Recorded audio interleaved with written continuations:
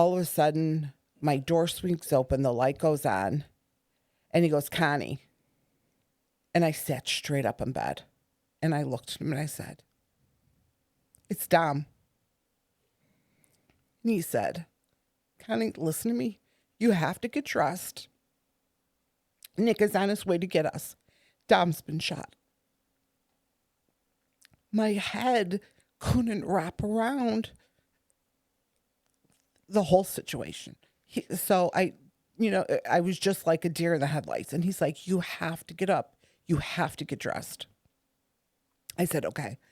So I walked in my bathroom. I could hear his phone ringing in the distance, but I walked in my bathroom in a circle. I just started calling. I said, Daddy, please, you have to be with Dom. I don't know what to do. I just kept walking in my nightgown.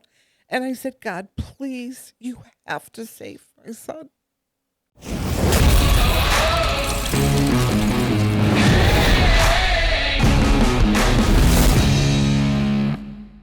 Welcome back to another episode of Beyond the Dispatch. We appreciate you guys tuning in. We hope you guys had a great holiday and Happy New Year.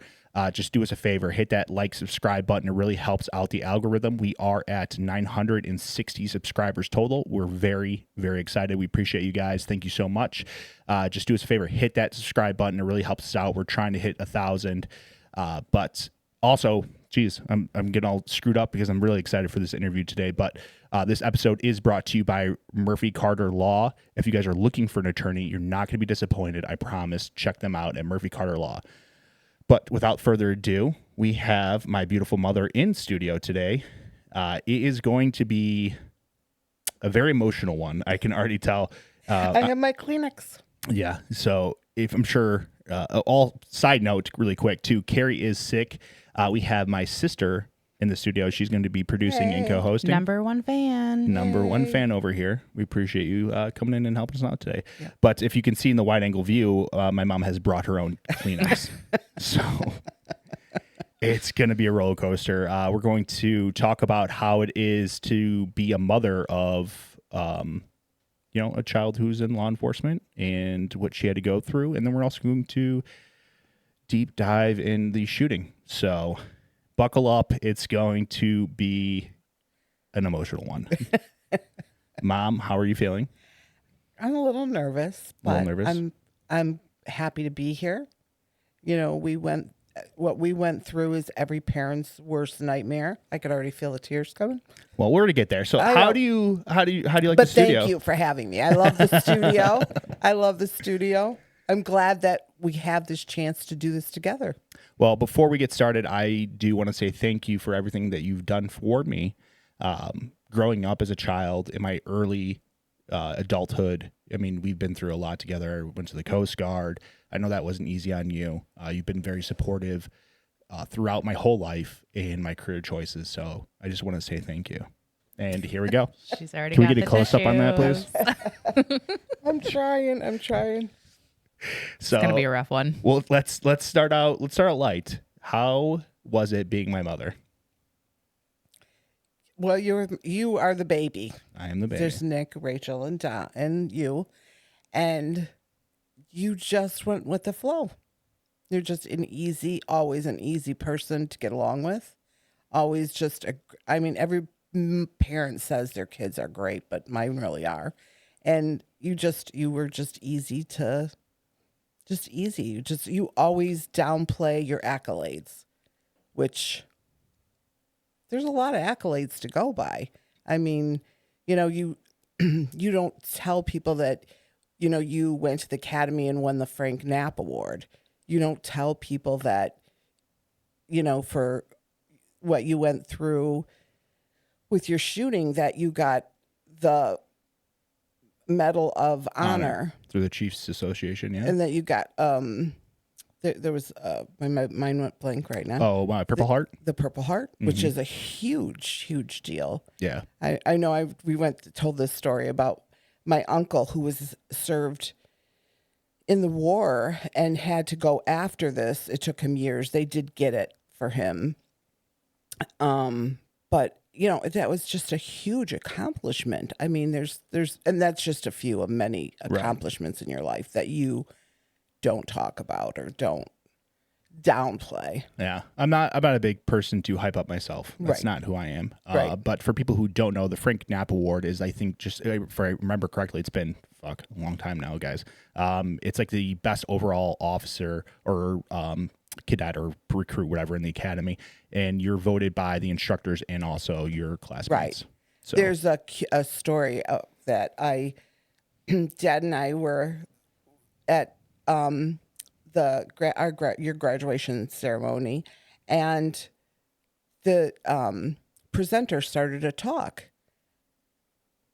and I just started crying. Dad leaned over. He goes, "What's wrong?" I go, "It's Dom," and he said, "It's not Dom." I said, "Bob, it's Dom." He was describing you to, I know you sometimes better than you know yourself, and I said, "It's Dom," and sure enough, as soon as he finished, he said, "And it's Dominic Thielman." And Dad looked at me and went, "Oh shit." yeah, I didn't know either. I knew. Yeah, I knew. I didn't know And either. I could, if I have the video, and I could hear myself in the background, just Maybe shocker, right? we'll put the video in there for you guys to see. Right. It's a good one. Police Department, Police Officer Dominic F. Thielman.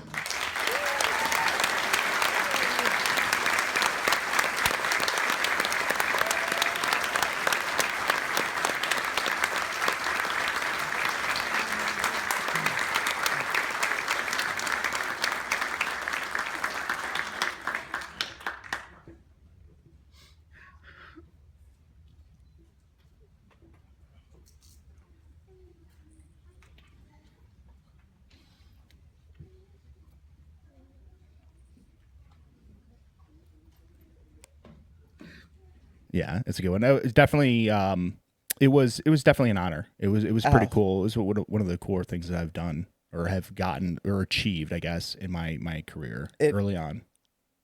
It was awe-inspiring. I mean, it just, your heart swells anytime for your child. But I always say that some people never meet their heroes, but I raised mine. So. Yeah, you almost got me with that one. I was going to say, is there a little tear coming? You almost got me with that one. Yep. So let's transition back to early childhood. I was very easygoing. Well, I mean, I didn't really have a choice between Rachel and Nick. So. Okay, I was a good child. You were the middle child, so you didn't really cause too much havoc. I'm a girl. Uh-huh. But so early childhood. You were just an easy kid because you were the baby. You just went with the flow. Right. And so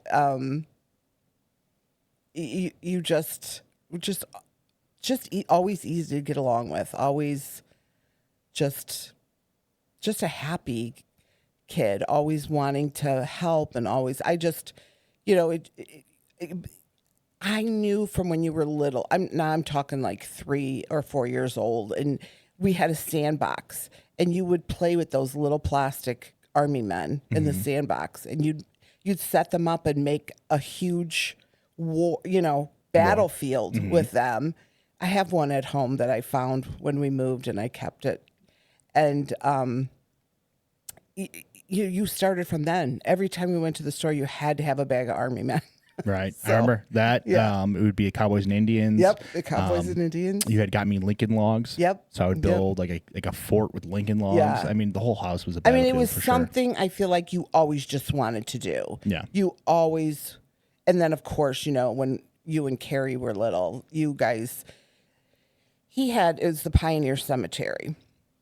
In Mokina, And you guys would play there. You'd had Dad's police. it was military police his uniform military and police all the uniform. stuff from the army. And yeah. you guys would dress up and play for hours and hours and hours. And it was just so cute. I mean, you guys would run, and at night, Rachel would join. You guys would play Ghost in the Graveyard and Kick the can. We would play for Flashlight tag. hours. hours and hours. Yeah, those are some good times. So yeah, those were really, and we moved from our house in Mokina about 4 years ago, and Dad had gone back some mail was delivered to the old house, and Dad went back there, and he said that he picked up the mail and he was driving down the street, and there were three little boys, and they were all dressed up in Army uniforms. And he said it was just such a gut punch to him. He said he was so happy to see it because he's like, look, it's starting all over again. But, you and Carrie ran up and down those streets in those uniforms, Oh, for sure. For Hours. For All summer long. Yeah. And Yeah. 24/7. Yeah.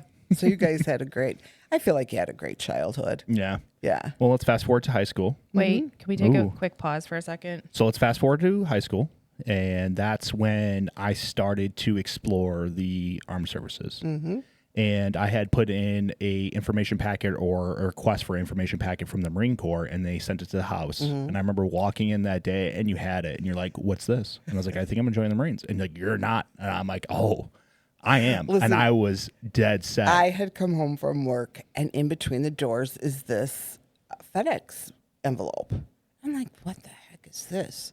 So I opened it up, and it said, Dominic Thielen, as per our conversation, they must have been at the school, like talking recruiting and talking, we can have you picked up right after graduation and brought right into blah, blah. And my head, so anybody who doesn't know, when you have an Italian, if you're Italian, I don't even have to explain this, but if you aren't, You don't know.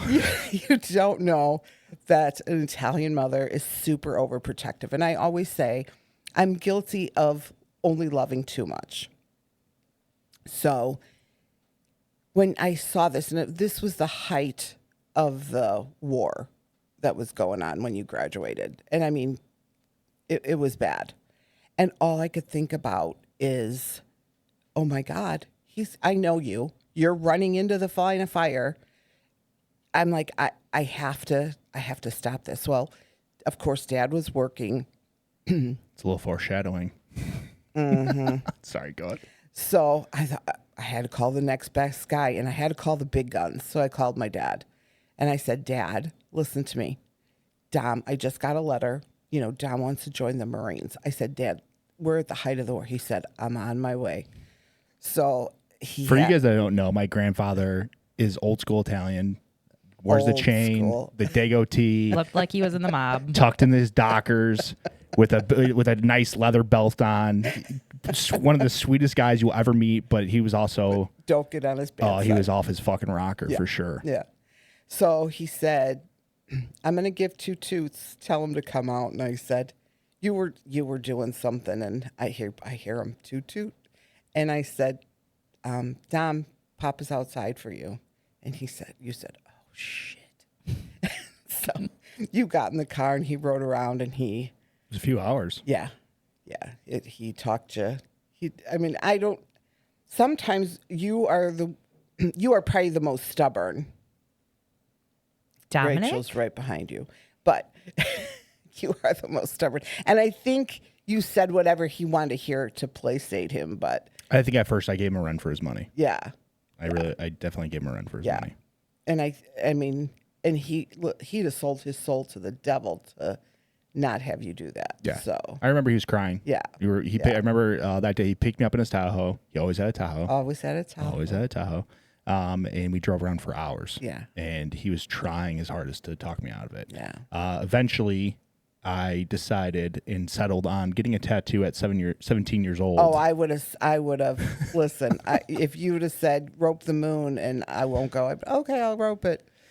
But as a mom, you just want to keep your child safe, Right. and by any means. Right. So And- then I went to the firefighter EMT route, did my EMTB, and something was missing. And I didn't know Yes. exactly what it was, but it was my urge for service. But then I also always had, I don't know if it was dad wanting to be a cop or dad being a cop in the Army. It really I think always was in my mind. So I wanted to transition into law enforcement. Yeah. And I knew I would have a better chance at getting hired if I was in the military. Yes. So then that's when I transitioned and I went into the Coast Guard. It was the best of both worlds. I was able to do drug interdiction, but then also obtained some military service.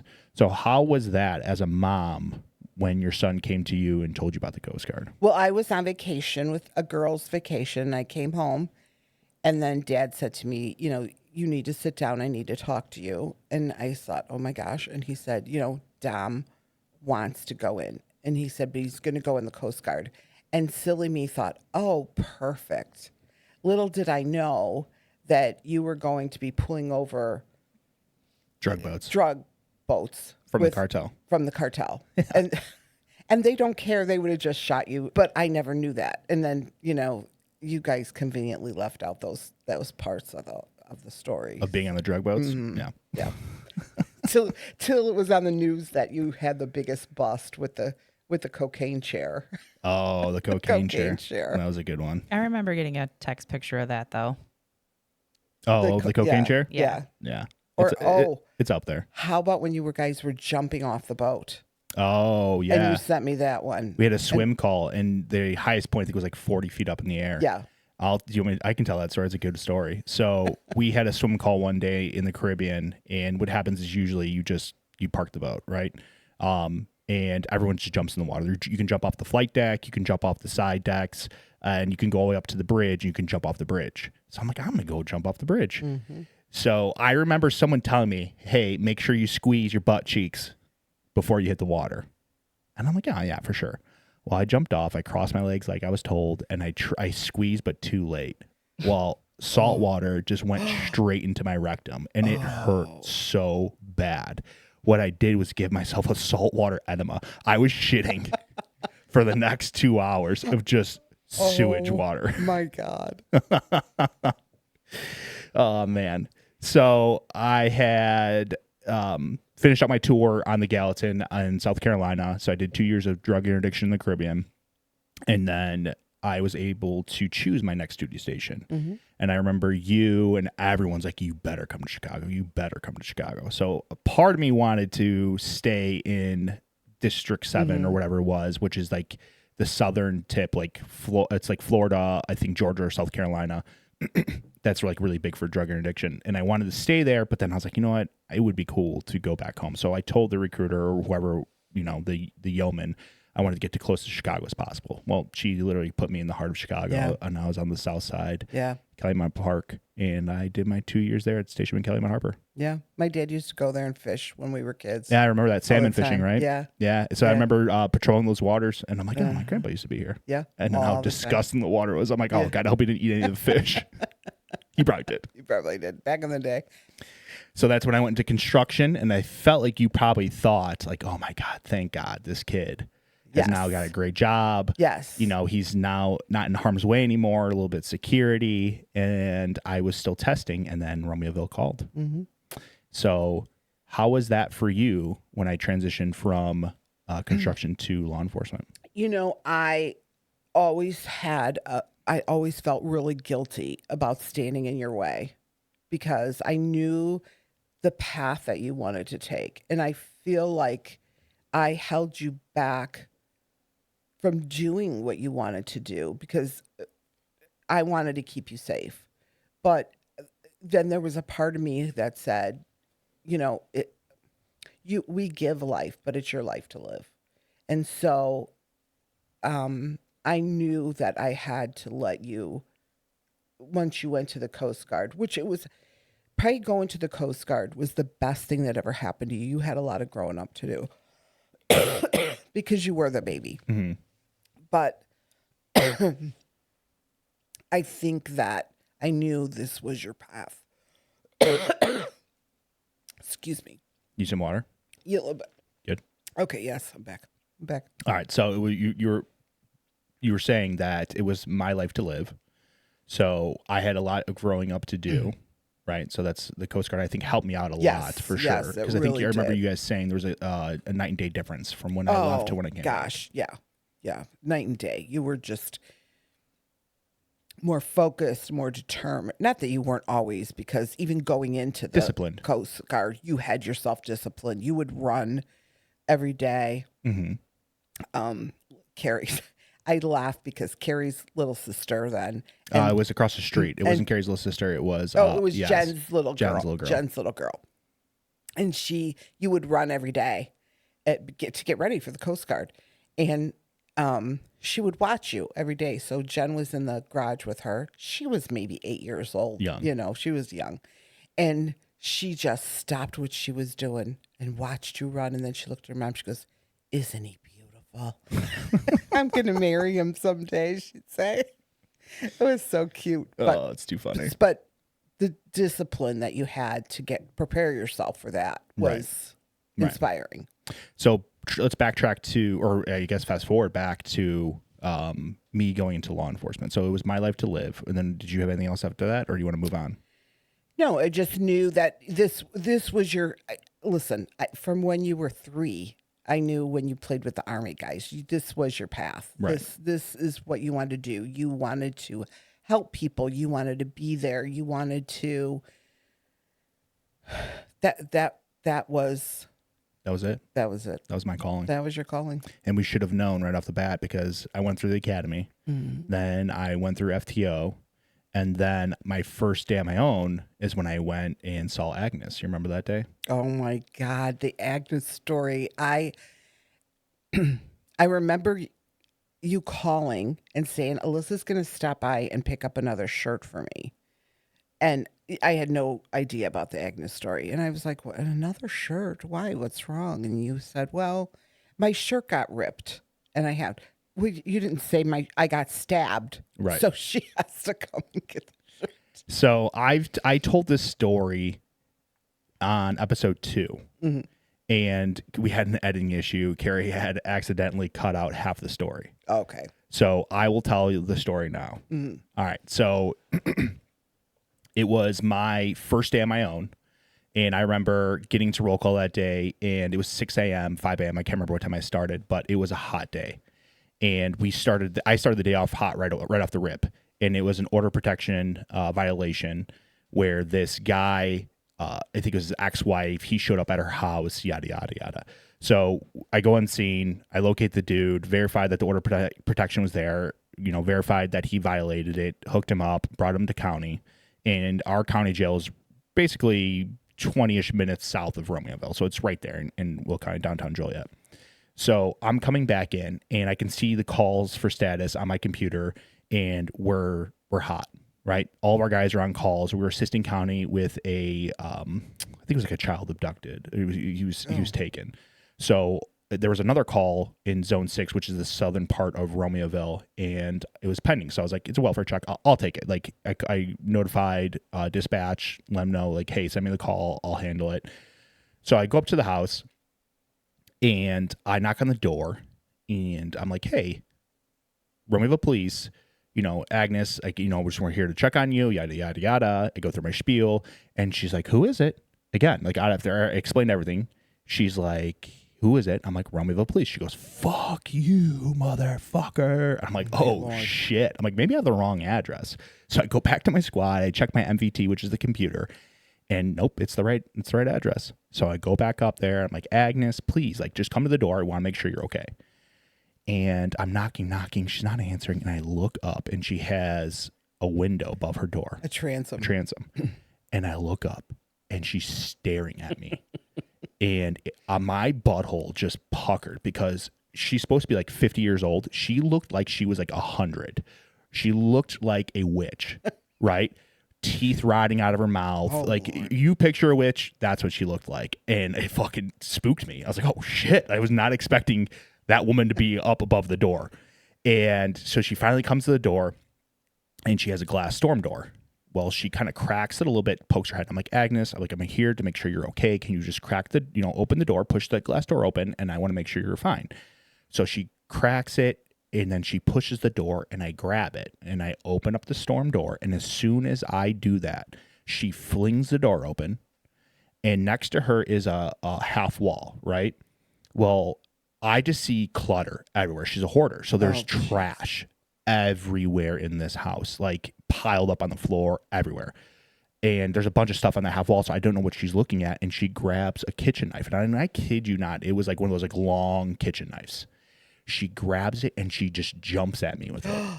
I slam the glass door shut, and she takes the blade. And as I slam it, I pull out my pistol and I'm pointing at her. I'm like, drop the knife, Agnes, drop the knife.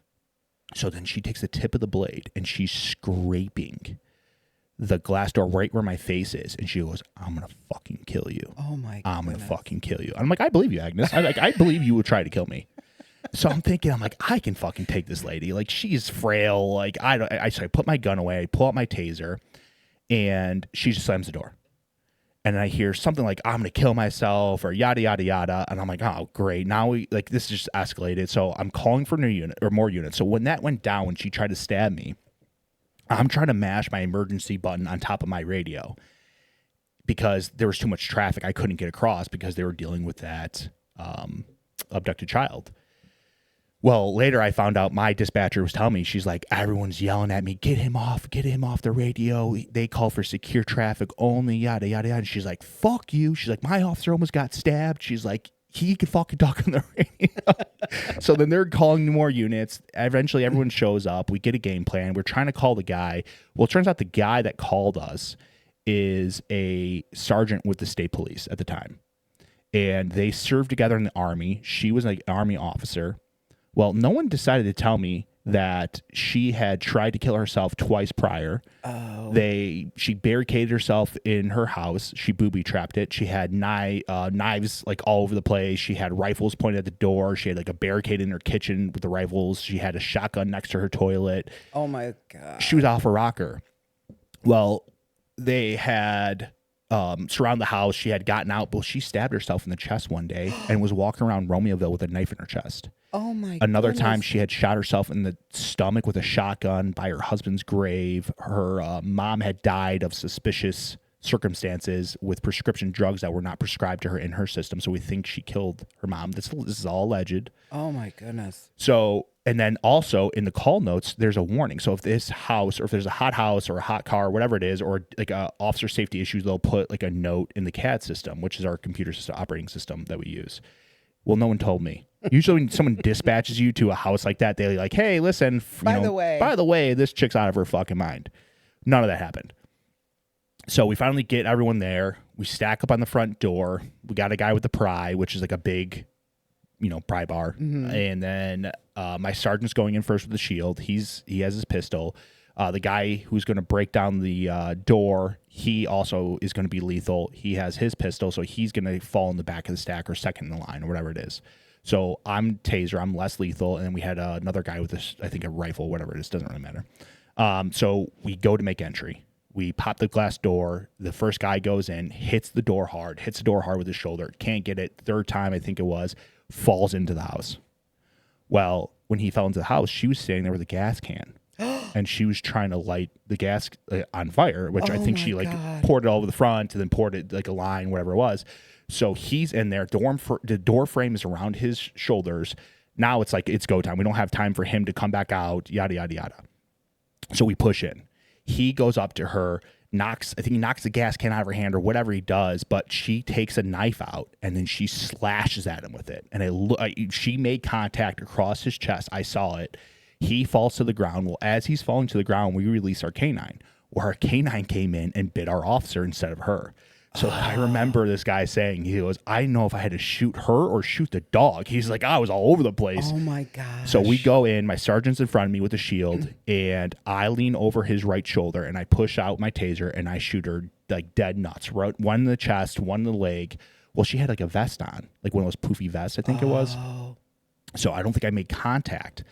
Well, she's getting tased. Then he comes up to her and just truck sticks her with the bulletproof shield. And she goes back and she's still swinging at him. So I'm juicing this chick. I'm holding down the taser because the taser, I think, has like a 10-second deployment, whatever it is. They get tased for 10 seconds. I can't remember. But if you hold it down, you can continue the charge. So I throw my taser down to my back right away from me and I go to grab her. Well, when I grab her, I grab a probe. And I'm just getting juiced up the left side of my arm. Oh, no. I'm getting tased. My sergeant's wrapped up in my wires. He's getting tased. And we go to the ground. So as I'm falling with her to the ground, I just see this dirty knife come up and just go into my left arm. And I'm like, I have AIDS. That's the first thing that crossed my Yeah. mind. Is like, now I have fucking AIDS. This is great. So I fall off to the right. My sergeant gets on top of her with the shield, and she's still fucking trying to stab him. She's fucking swinging the knife around the shield like a psycho, and he's on top of her. Finally, we get her the knife knocked out of her hand. We get her in custody. We hook her up. We check her waistband. She had all knives tucked in her fucking waistband. She was ready to party. So it literally took, I think, 4 or 5 grown ass men to get her But into you know, custody. Dom, she's really lucky that somebody didn't, Didn't shoot her. Oh, we were justified. Yeah, 100% and they justified. say a knife is worse Yeah. than a gun sometimes. Yeah, especially in close quarters like that, Mm-hmm. it's definitely scary. So we get her hooked up. I'm like, I got stabbed. My buddy SWAT tech grabs me and he's like dragging me. I know you said they ripped your shirt. Yeah, your he's clothes ripping off. my shirt off in the back of the ambulance, and it was like a small little cut. I'm like, thank It was God. okay. It was a pretty decent sized cut. It was a small little cut.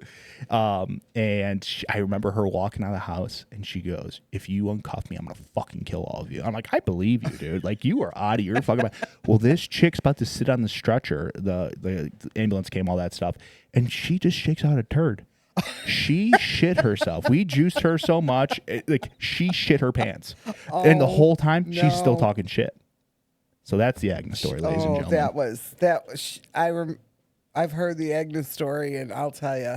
Oh yeah, it was But I'm glad I didn't know about. I just thought you ripped your shirt till you got home, and I knew you were safe. So I should have known what was it coming. was strategic. And then Dan too. So my brother-in-law, Rachel's husband, is also a police officer in Romeoville.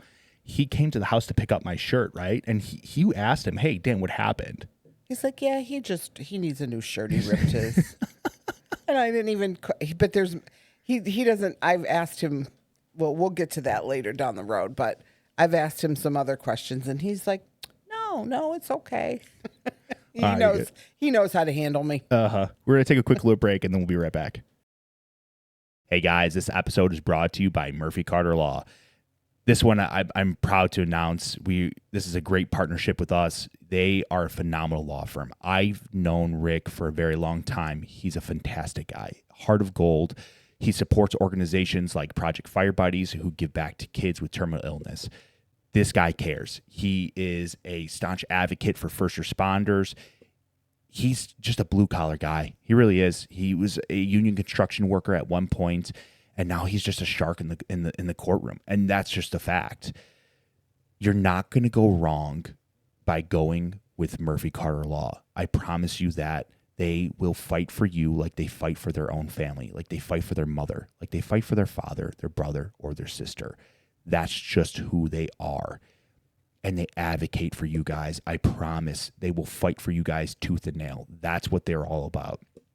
To make you guys whole again, or to get you close to that as possible and by any means necessary. They've won major cases already.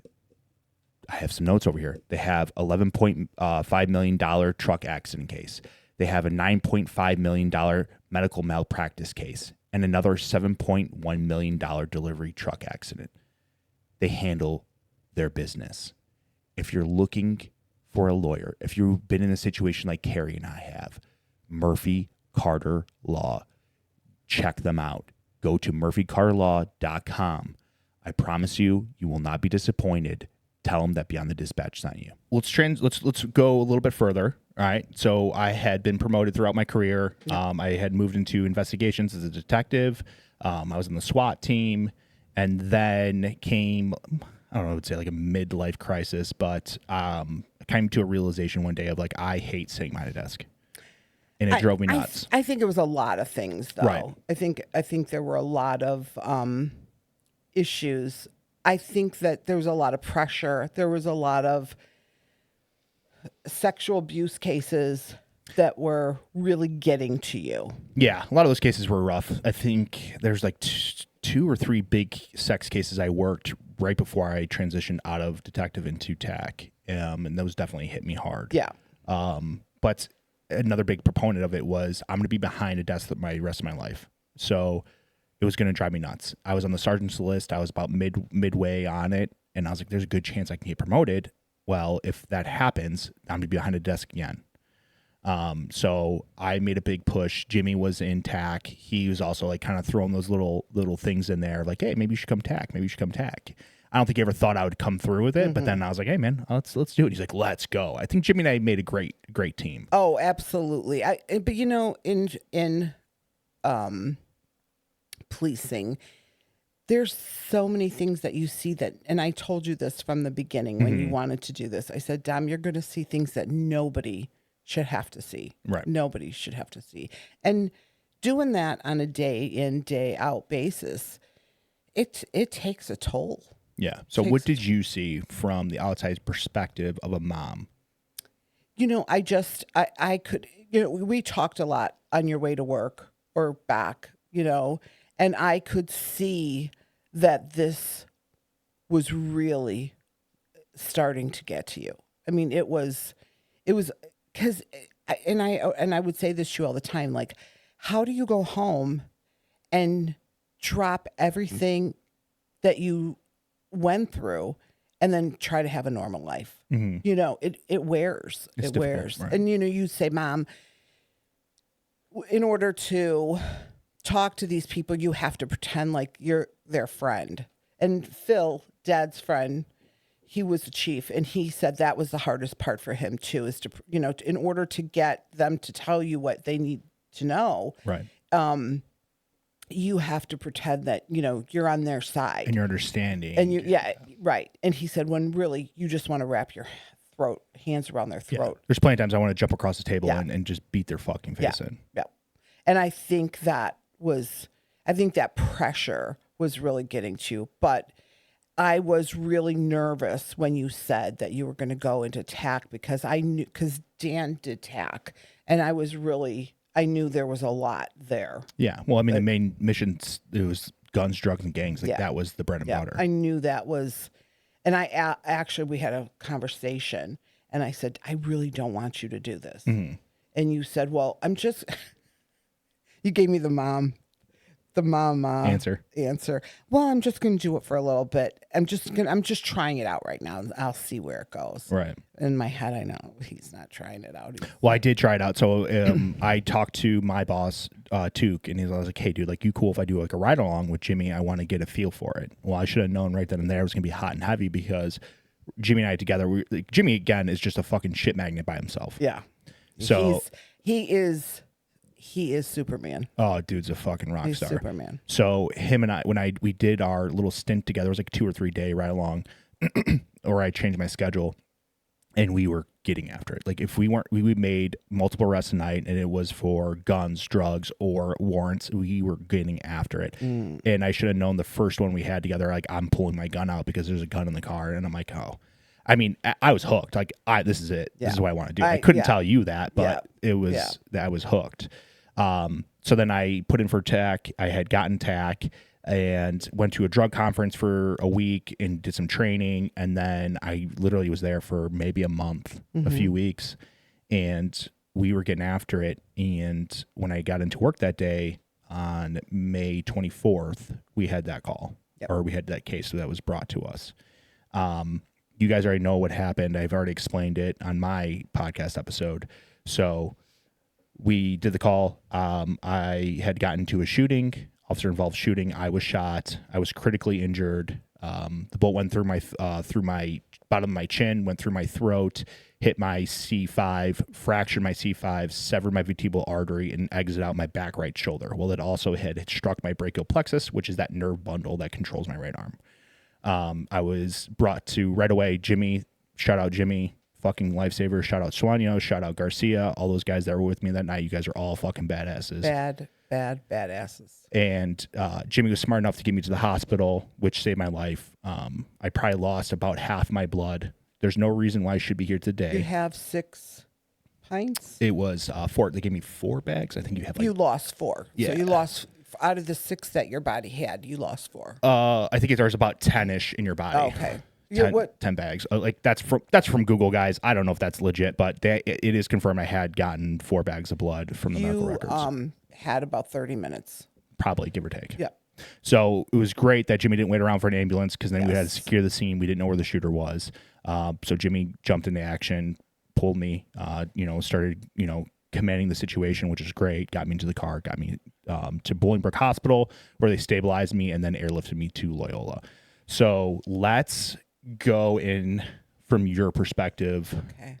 Real quick, before you guys, we had filled out sheets prior to this of who we would want to respond to our family, and who should be notified first. So I had written my list, and I had put my brother down, who's older, and I felt like he would be the best person for that situation because my brother Nick is very level-headed. He's the rock. Yes, he's great in those situations. I couldn't have it be my wife, even though Alyssa would have been great with it as well. Mm-hmm. She handled it flawlessly as well. She did. So Nick was notified first. My brother was notified first, and then he notified my wife. Then Nick, but we'll let you tell the story. I'm going to go back to that day. I had picked up Luca from school. Alyssa was working, so I had Luca with me. And you always would call me on your way to work. And I had to pick up Nick's kids after school.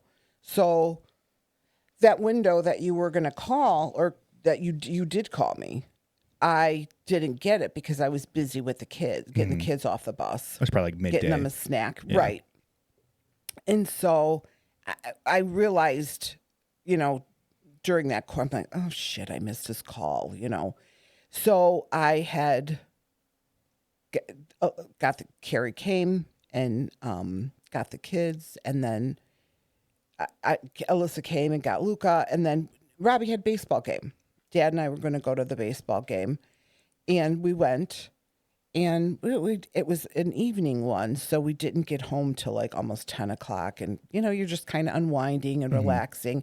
And I did this all the time. I would get in bed at night, and I'd look at the phone, and I would text you, and I would say, hey, everything okay? And you'd say, Ma, go to bed, I'm fine. So I knew I missed your call, and it was bothering me for some reason. It was just making me crazy.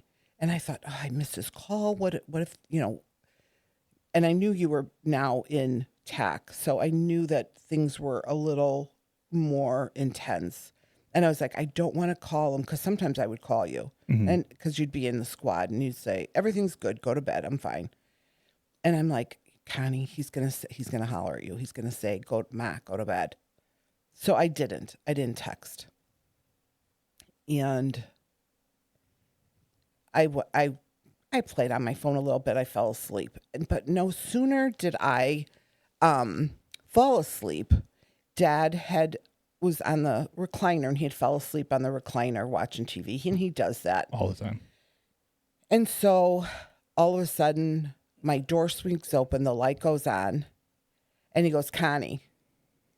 And I sat straight up in bed, and I looked at him, and I said, it's Dom. And he said, Connie, listen to me. You have to get dressed. Nick is on his way to get us. Dom's been shot. My head couldn't wrap around the whole situation. So I was just like a deer in the headlights. And he's like, you have to get up. You have to get dressed. I said, okay. So I walked in my bathroom. I could hear his phone ringing in the distance, but I walked in my bathroom in a circle. I just started calling. I said, Daddy, please, you have to be with Dom. I don't know what to do. I just kept walking in my nightgown. And I said, God, please, you have to save my son. Which I had a hard time with that we'll talk about later. But for 10 minutes, this is what I did. I walked in this circle, and I just kept begging. Right. You were in just shock. kept begging. And so I finally, Daddy came in again. He said, honey, you have to get your clothes on, get dressed. So I got dressed. And when she said dad earlier, she was talking about her dad. She said yes, dad. So my grandfather had passed in 2017, but yes, continue your story. Sorry. My dad and brother passed away. And I always thought I could never get any lower in this life since losing them. But I could get lower. God, were you I wrong? could get lower. I got lower. I thought that was rock bottom, but it wasn't. And so I knew that if my dad and brother were watching over, that they would, I was calling for them to protect you. And so I finally got dressed. I got clothes on, and in the meantime, Nick comes in. And I said to him, Nick, is Dom alive? Is he alive? How bad is this? And he said, Mom, they don't know. And at that, it just, to not know, were you alive? What was going on? And so he said, we have to get there. And then, Real quick before that, I want to tell a little funny story. So Nick, my brother, tried to pass the buck, right? yes, This little fuck. So he called my aunts and uncle first before he notified my mom and dad. And he calls my Uncle Randy, who's, again, it's a fucking phenomenal dude. And he calls Uncle Randy and goes, hey, I talked to Sissy, and Sissy responded the same way. And Nick goes, hey, Sissy, which we might call my Aunt Andrea Sissy, long story. they couldn't say Zia in Italian, so then they just called her Nick Sissy. couldn't say Zia in Italian. Nicky couldn't So he say- called her Sissy. He called her Sissy. So he goes, hey, Sissy, can you tell my mom? And my said, aunt's like, fuck you, bro. She's like, you tell Absolutely her. not. Absolutely not. That's not happening. That's Sorry, not I happening. had to tell that story. Yeah. Shout out, Nick. Because he figured, let her deal with my mother. Right.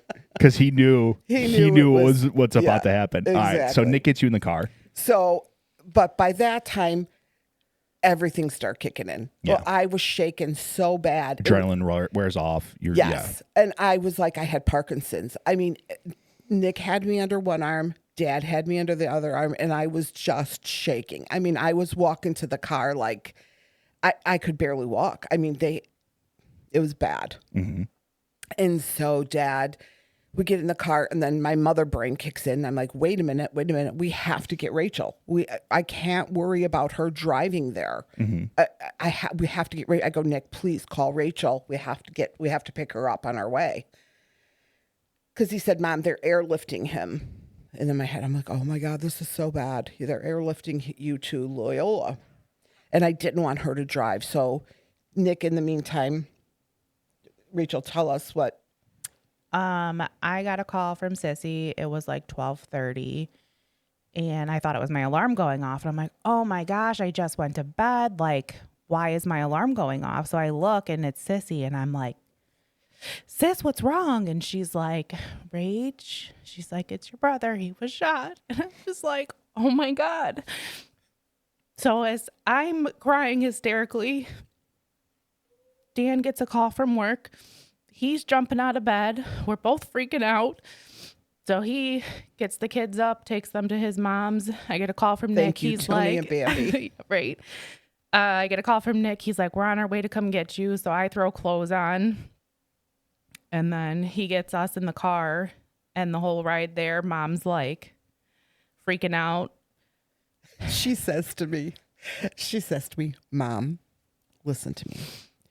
All people that Dan and Dom work with are going to be there. So you have to stay calm because I could get hysterical. So in the meantime, when I fly, I'm a terrible flyer, and I always have a Xanax that the doctor will prescribe for me. Before I left, I grabbed that bottle, and thank God I did. God. So I had it in my hand, and Nick knows when I take that, I just fall asleep. And Rachel and Nick were looking at me, and I had it in my hand. They go, Mom, don't do it. Don't do it. Don't take it. And I said, Whoop. Because I had to get the shaking. I was shaking so bad. And then I was getting nauseous. Daddy was getting nauseous. And then as we were leaving, Dad's like, okay, pull over. And I knew I was going to throw up too, but I kept trying to keep it down. Dad ended up on the side of the road. Puking. It brought me back to when you were 3 years old and you hit your head on the corner of the Coffee table. and we had this was another time you hit That was your your forehead. and we had to. Where the fuck was DCFS at? Jesus Christ. So I almost ripped my nose off on a coffee table. I cut up my face. Like, Yeah, Where was the supervision? Jesus. You hit your You head were underneath the just bleachers. walking. Yeah. Yeah. You were just walking and you had, well, they had you in a papoose. I remember. Do you remember? No, I remember you telling the You story. were, and Dad and I were there, and I mean, we were both going to pass out just watching them give you these stitches. Mm-hmm. So we were pretty upset, and so Nick drove So fast. so fast. Rachel, I didn't know how we got there because Well, and then in the same time, he's like trying to keep everybody calm. And he's like, yes, Rachel, he's like, just text Dami. Just text Dami. Just tell him you love him. Tell him you love him and see if he answers you. And I'm like, okay. oh, I didn't even know Nick said that Because I think, was he on Find My Phone or something? Yeah. And we saw his phone was on. So we're like, text him, see if he's okay. So I text him. I'm like, Dom, I love you so much. I hope you're okay. But then his phone ended up being at the scene and ended up in evidence. So Yeah. It was in my vest. And in the meantime, we're trying to call everybody. Well, I didn't call my sister. Dad said, you better call your sister. And I said, no, I'm not calling her. And he goes, why? Well, I knew if I heard her voice, that would be the end of Game me. over, yeah. But I said, no, she's going to meet me at the hospital. And he said, how do you know? I go, she's going to meet me at There's no way Andrew is not going to the hospital. There's no way she's not meeting me at the hospital. So she did have to come and take care of Luca until, yeah. because Did the whole- everybody had their phone shut off. I mean, Yeah. Well, it was in the middle of the night. it was the middle of the night. And so everybody, we all kind of learned a lesson, though, that we all sleep now with our phones. right on. Because we couldn't get a hold of a lot of people until morning. Right. And this was like, 1 a.m. by the time Nick came and got me. What time did you actually get shot? Do you? It's like 12, 14, 12, 13. Okay. So it was quick. Like everything was Quick. Yeah. So then Nick was at my house around like 1 a.m. or something like that. yeah, he was, I was going to say he was by us by 1. Or no, maybe Dad came in to the bedroom at 1. Yeah. So. And we anyway. beat you to the hospital. Yeah, so they were airlifting you from Bolingbrook to Bolingbrook to Loyola. Yeah. Loyola, and we ended up beating you to the hospital. So, I mean, Nick, there was a couple times that it was a little. So you guys arrive at the hospital. We arrive at the hospital, and I'm in my head, I'm like, okay, I have to be strong for Alyssa because if she sees me freak out, she's going to freak out. Mm-hmm. But Alyssa was Amazing. rock. amazing. She did way better than I ever would. Yeah, she really did. Don't ever come to my door because I won't make it out the door. Well, I'll carry you. so I was sitting there and Trular was there and he was amazing to us. I mean, his calm demeanor, the way that he talked, it put us at ease in such a bad situation. It's any parent's nightmare. Right. He was the calming force. Right. Chular is a commander at my police department. And he's the one that picked up my brother or met my brother at my house and then drove my wife to the hospital. Right. And so we're sitting there and you know, I'm looking around the room and I'm like, well, you know, somebody's got to tell us what happened here. Like, so I'm like, so, okay, then in walks Swan and Jimmy. And I look, Jimmy is covered. And I'm not exaggerating this. When I tell you, he was soaked in blood, soaked. And in my head, I go, that's my kid's blood. That's my son's blood. And nobody would make eye. And they weren't going to let him in. Yeah. Well, so they saw Jimmy and they're like, there's no way you're coming in here. And he started taking off his pants. Yeah. And he was going to go butt ass naked. And he goes, fine, I'll fucking be naked then. Yeah. And they're like, no, keep your clothes on. You Yeah. can stay. They weren't going to let him in Yeah. because he was so covered in blood. But when he came in and he sat down and he put his head down and Swan was at the door and nobody would look at us. Nobody would make eye contact with us. And in my head, I'm assessing everything. I'm like, this is bad. This is really, really bad. And I'm like, hey guys, what happened? And then Trular said, we have to go over everything. We really can't tell you they don't really know right now. He jumped. He used to be a union steward or our union Yes. rep, so he jumped into union mode, and he can't be disclosing information when an Absolutely. officer involved shooting. That's what he was talking about, guys. Sorry, go ahead. Yes, but but now we don't, at this point, we don't know if you're alive. We don't know if you're dead. We don't know anything. We know nothing. And so we're waiting for you to arrive. We're waiting for the helicopter to come. And I reach in my pocket of my jacket. And when my brother was sick and dying, there was a rosary in my pocket, or that I had, and it was in that pocket, and I pulled it out, and I thought, okay, it's going to be okay. This is like a sign. It's Right. going to be okay. That rosary was in there, and then the helicopter guys came in, and those two were they're like, oh my God, he's doing so good. He did so great. Everything is going to be okay. Like that cool guy mentality. Yes. Like, I mean, we got this. yes. He's good. He Yes. did fantastic. Yes. Put you at ease. He did. And I was like, oh my God, yes. Okay, we're okay. He's okay. He's alive. They're telling me, because nobody's saying anything. Mm-hmm. And then the doctor did come in. And, it's so funny because everything that happened, we kind of found out these things after. Like we didn't know that you were shot in the face, which I was so grateful, because at the time, if they'd have said, oh yeah, your son was shot in the face, I would have Lost it. I would have lost it. I mean, I was teetering, Because as it all they was. knew at that point in time is that I had an exit wound. They didn't know where the entrance wound Right. was. Right. So they only knew that there was one wound, and it was in my back right shoulder. Right. I had a long beard at the time. Right. So they couldn't see that the exit was actually underneath, Right. or the entrance was actually underneath my chin, and the entrance that they thought in the back of my shoulder was actually the exit. But actually, what they thought is that the bullet was still inside, Mm-hmm. so they didn't know if it was in your lung, Right. in your rib, and they didn't know where the other. So that's why bullet the was. initial reports stated I was shot in the back shoulder. Right. And that's where the confusion comes in. I actually didn't find out until maybe months later Yes. that I was shot in the Yes. face. No one told me. Dan knew. Dan knew. Jimmy knew. No one told me. Nobody said anything. Which, I mean, not really happy about. Like, why would you fucking tell me? But I get it. Right. And actually, one day I was watching the kids, and Dan was getting ready for work, and I said, hey, I have to ask you a question. And he said, sure, what's up? And I said, did Dom get shot in the face? And he said, he kind of put his head down. He said, yep. And I said, you weren't going to tell me this? He's said, a great secret he keeper. is. He is. He said, I would have never told you that. Yeah. Never.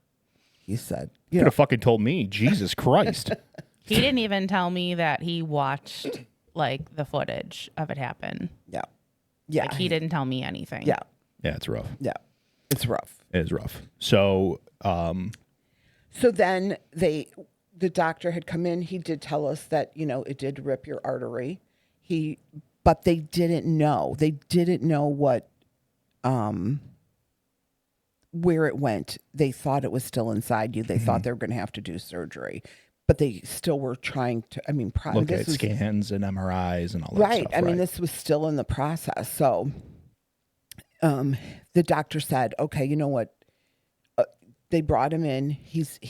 They had you in a room, like in a waiting. It was the intensive care. Mm-hmm. Yes. No, you were still downstairs. Oh, okay. And they said to Alyssa, you can go in and see your husband. And I said, wait a minute. Wait a minute. There was not going to be heaven or hell that was going to stop me from going. But that, in my head, I was like, oh, yeah, we're all going to go. Mm-hmm. And you realize all of a sudden you're like, okay, wait a minute. I'm not that person. Right. It was a very Eye-opening moment for you. yeah, I was like, okay, So Alyssa, she said, listen, that's fine, but can my in-laws come in with me? Because she knew that there was not going to be anything that was going to keep us from going in there. And I could never thank her enough for that, because Dad and I both needed to have that, to see you, to know that you were alive. Right. And so we walked in that room, and you think you're prepared, but nothing can prepare you. And I use this analogy. I said it was like walking, it was like a scene out of The Godfather where he walks in and he sees his son and he's totally shut up. And he goes, oh my God. And I thought, I said, what did they do to my son? What did they do to my son? You were covered in blood. I mean, I'm not talking, you were covered. It was in your beard. It was in your neck. It was ran down your arms, your finger. It was everywhere. And they had you in an induced coma. They had you out. And so my first thing is I had to kiss you. So I went over to your hand and I picked it up and I kissed it. And I went over to your ear and I said, Dom, please don't leave me. Please don't leave me. Don't leave me. Because I knew in that instant that my life was over if your life was over. My life is over if she's or Nick. So I don't know. I know Dad was there. I know Alyssa was there. In my mind, it was me and you in that room and there was nobody else. So I don't know what they did. I don't know what they said. I just know that if there was a will or you could hear me in any way, that I was going to tell you, don't even think about it, buddy. So they did let us see you. And then they were going to bring you upstairs. They had to try to find out. They had a lot of testing to do to find out those bullets. They brought you into intensive care. And still we came out and nobody's looking at us. Right. Nobody's talking. Nobody's looking at us. And, you know, it was nice to know. I mean, it was a relief to see you, to know that you were okay. Well, the best that you could be at this point, but you were alive. You were alive. Yeah, I was intubated. I had a tube in my throat helping me breathe, and I was covered in blood, like caked. My beard was caked in blood. My whole body was caked in blood. I mean, you can describe it. You can't imagine it. I'm sure you can remember the smell. Listen, there's a lot of things, but when it's your child, nobody should. My heart breaks for anybody who loses a child because it is unbearable. Mm-hmm. It's unbearable. Yeah. Unbearable. So then you went back out. No one's still looking at you. Nobody's looking at us. They transitioned me from one room to another room. Yes. By the time we came back out, though, they said Jimmy. They called Jimmy out, and I don't know if they just had questions. I don't know if they just wanted him out of there. The boys, they were taking it so bad. I mean, the looks on their faces were just the devastation. It's like an officer's worst nightmare. It is. It is. Like having one of your guys shot and then not knowing. Yep. I mean, and my heart hurt for them because they really were just, so decimated, upset. Yeah. They were dumb. They were just a mess. They were a mess. But once they brought you upstairs, they had you intubated, and Dad and I and Alyssa came up there, and we were with you. And then they said, we're going to try to take him out of this induced coma so that we can have him wake up and see what hurts. Mm-hmm. So they're probably checking my extremities. They're seeing if I was paralyzed. Right. Yada, yada, yada. Right.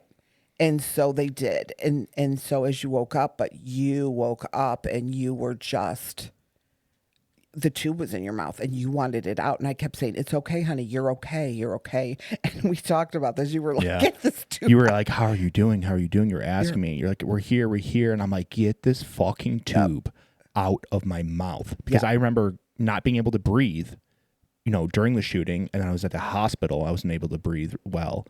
And so I went to sleep not being able to breathe and then woke up not being able to breathe. So it was like I went into panic mode, get this out of my fucking mouth. Right. And because you got so upset, they put you back out again. to just because you were just getting too aggravated and they didn't want you to get that way. So they put you back out for a little bit again. And then by that time, the whole PD just started showing up, rolling in, and lining the hallways. And it wasn't just my police department. It was like all over the place. Dom, people, you become so humbled because there was a man from Melrose Park and he was on his way home. He was a police officer and he just came to the hospital on his way home from work. Yeah. And he stopped in and he said, "Hey, I just want to see I heard that kid got shot today, a fellow officer. I just want to make sure he's okay." Another guy that was coming home again on duty stopped by the hospital. "How's that kid doing? Is he okay?" I mean, the people that ran to us, our family. One thing, our family. I always say that the one thing we do the best is stick together. And I mean, our family was just, when the kids their phones finally turned on, they were just headed to the hospital. I mean, everybody was just beeline. And one thing I forgot to say is that when this was the first day that the chief took over. Yeah. So this was his acclamation to, first day as chief. And he is just... was a rock star. He is just such an amazing man. He also has that calm demeanor. He put us at ease. He said, "I'm going to find this guy. Don't worry. We've got everything under control. Just worry about made sure that we had food and we never had to leave you." Yeah. He made sure we were well taken care of. I remember that a few of my buddies from Cicero came. Yes. And they bought Freddy's, which Freddy's is like a little Italian shop in Papa Cicero. took us there for years. And it's phenomenal. Oh, yeah. So my grandfather used to take us there all the time. Like it was homemade gelato, homemade Italian. Everything's homemade. Everything's like imported from Italy. It's phenomenal. So our family's obsessed with Freddy's. Yeah. So when those guys from Cicero brought Freddy's in, my brother's running up and down the hall. He's like, "They brought Freddy's. They brought Freddy's." Him and Andrew. Him and my cousin Andrew. Yeah. So, but it was nice that we never had... I mean, we could not leave your side because nobody left. So that was so nice. And our friends and family that just dropped everything that they were doing to be, when somebody drops everything they're doing to be at your side, it's something you never will forget. Ever. I mean, those people, and you know who you are. I will forever be indebted to them. Yeah. And it was hard then. We would be in the room and they were, some things that happened were a little bit daunting. Like we didn't know that. You got to talk to the mic, man. We didn't know that you got hit in the throat. So you couldn't swallow. Mm-hmm. You were choking. And the nurse was like, "Oh, it's just in his head." Well, it wasn't in your head. There was a bullet hole. Right. And then when we wanted to, nobody wanted to leave you because we weren't going to leave you. And they were like, "No, he's fine. He can just press the call button." We're like, "No, he can't." Yeah, I was choking on, I was getting a lot of phlegm and blood that kept coming up because I swallowed a lot and probably inhaled a lot. Yes. So a lot of it kept coming up, and I was always every 5 minutes I had to be suctioned, even sometimes sooner. Yeah. And I was always coughing, and I was choking again. You were choking and choking. So they wanted to. I remember it was the night you and Sissy were going to stay with me. They wanted you guys to go home, or one of you, and you guys were like, "We're not fucking leaving." Yeah, Alyssa stayed the first night, and I would never take that from her. She needed to be with you, and we went home. We had got there originally at 1:30 in the morning, and it was that night at 10 o'clock. We knew you were going to be okay. They were still looking into exactly what was going on. There was a lot of stuff in between with the whole tube. Right. And the amount of blood that came up out of you was just horrific. Yeah, I remember when they took out the breathing tube. Yeah. And because I was intubated, and when they took it out, I just projectile, like The Exorcist. It was like The Exorcist. Projectile vomited everywhere. Yes. Yep. Yep. everywhere. And then they took out I was saying I couldn't breathe, so they put in a tube in my lungs to help drain. And I remember them taking that out, and it was excruciating. Yeah.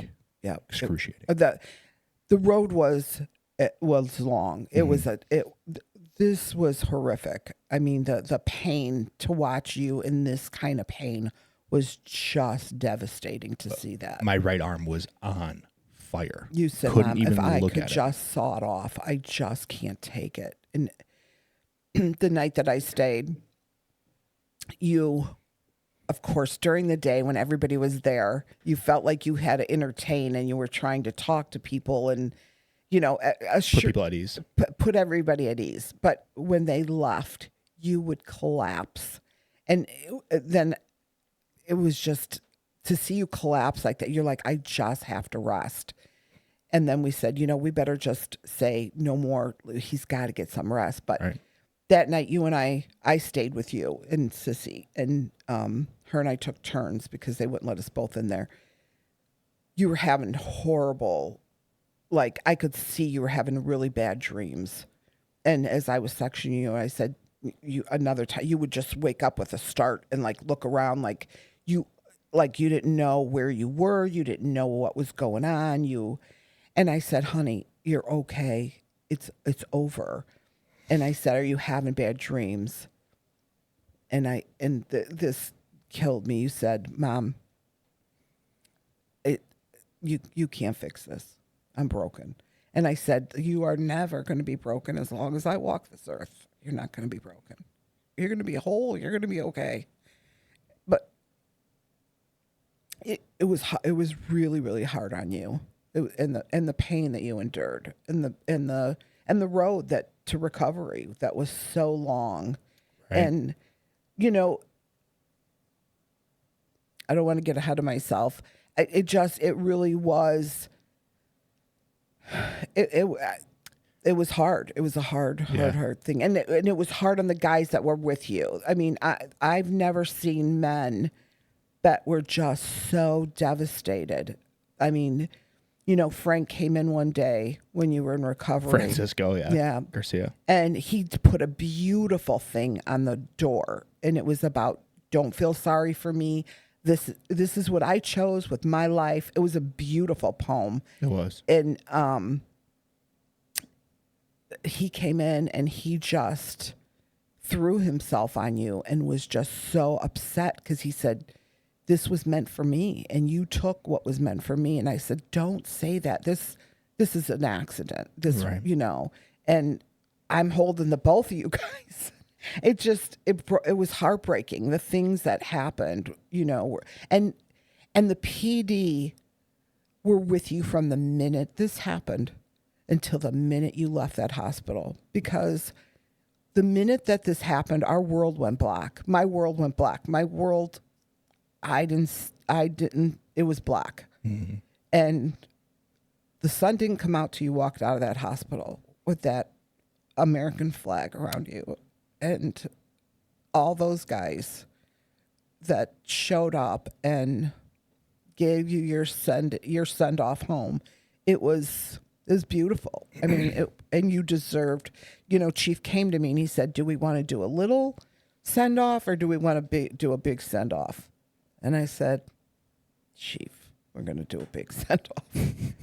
I said, but don't tell him because I knew that you'd be upset. And I mean, all the in between, like Nick, making sure that I said, Nick, you know, Alyssa and I are not comprehending things. You have to be there because you have to listen. You have to be my voice.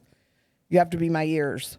And he did. He was. And Nick killed it. He did. I heard stories that he battled that hospital daily. Yep. Because I think when my aunt got there, Sissy got there, they wouldn't let her up.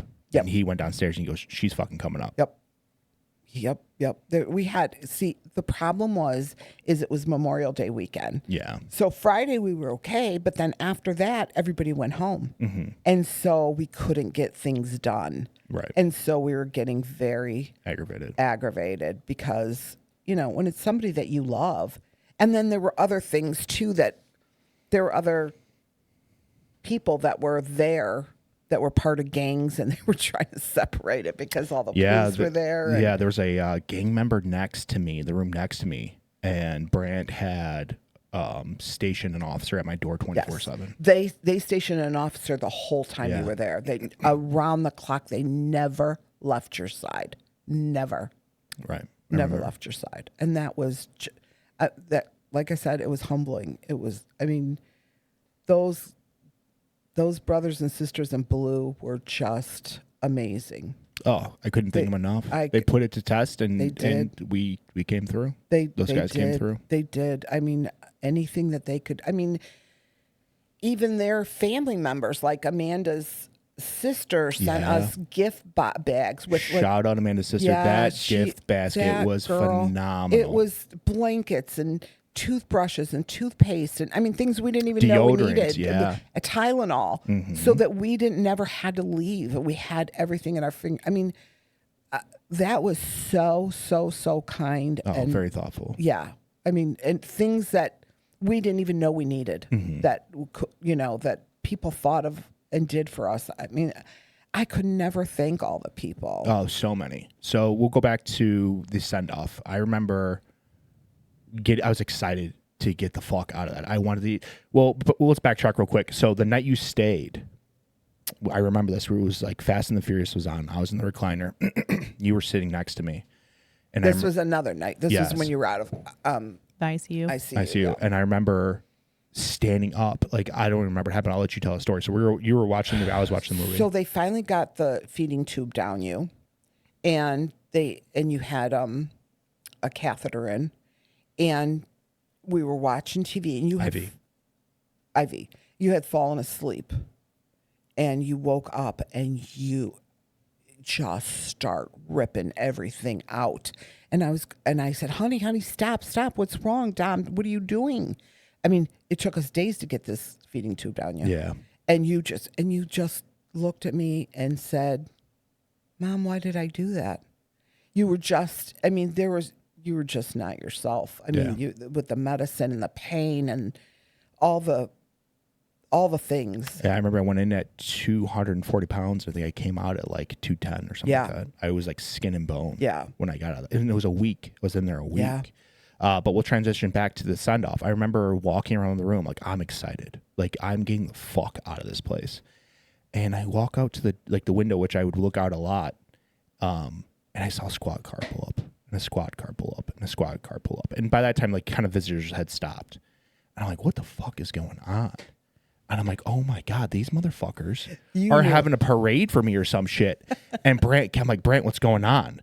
And he's like, oh, well, we're doing a send off, and you're going to walk out. And I'm like, Brant, I'm not doing it. He's like, what do you mean? I'm like, I'm not doing it unless Garcia, Jimmy, and Sueños are with me. I was like, I am in this situation because I went into the situation with these guys, and I'm walking out with them. So I was dead set. Like I didn't do anything. Yes, you did. That those guys didn't do or wouldn't have done. So why am I getting all these accolades and all this special treatment for me? Because I was in the wrong place at the wrong time. But those guys did everything. Garcia sprinted after that guy, did not stop. Jimmy didn't back down. He was in it. Swan was in it. Everyone was in it. Yep. So they should be honored just like I was honored. Absolutely. And you made sure that happened. You did. And they, listen, if it wasn't for those boys and their quick thinking, I mean, if Jimmy wouldn't have cut that vest off, if Jimmy wouldn't have thrown you in the back of that car, if he would have waited for an ambulance, you wouldn't be here. No. And I knew that everybody's life was going to go back to normal. It's just human nature. Everybody's life was going to go back to normal. Yeah. But I knew that you and I were never going to be the same again. This has changed us. You're just not the same person anymore. You can't go through this and still be that same person. And we'll dive into that. Yeah. But what I will say is, first of all, thank you for everyone who was there. Oh, God, I appreciate thank it. you. I could not Thank you. thank you enough. It was probably one of the coolest experiences of my life, even for the circumstances. There was a parade, Yep. and our SWAT truck was leading the way, which I thought was awesome. And then on the way home on 355, we approach a bridge. Yep.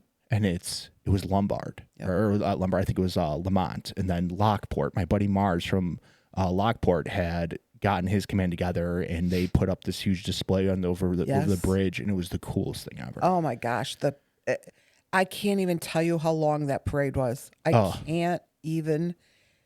I mean, it was amazing. And then it all ended at my house, and there was just a crowd of people in my front and yard. And there was another fire truck there with another. Another flag. Yep. And then, I mean, everyone was there. Everyone was giving SWAT. The SWAT team showed up. Like, everyone showed up. It was beautiful. I mean, it was so. My nieces and nephews had signs made for me. Yep. Give me a second.